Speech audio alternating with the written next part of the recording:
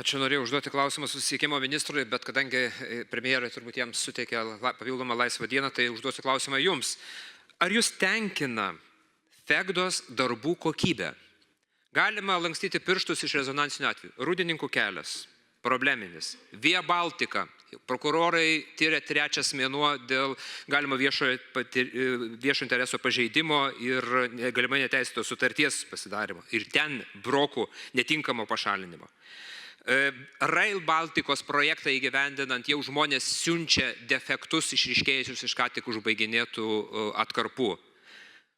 Vakar reportažas iš Kauno, kur darbus vykdo FEGDA ir, čia ne vyriausybės jau galbūt užsakymas, bet iš principo šiai įmoniai sekasi.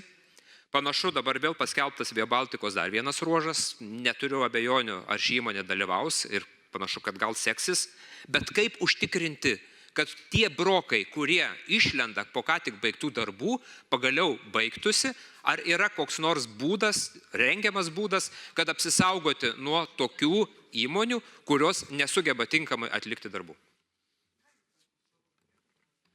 Ačiū už klausimą. Nei vienas rangovas, kuris daro broką, mūsų netenkina. Ir kiek žinau, kad Vilniaus savivaldybėje FEGDai irgi sekasi. Tai matyt reikia pasižiūrėti plačiau.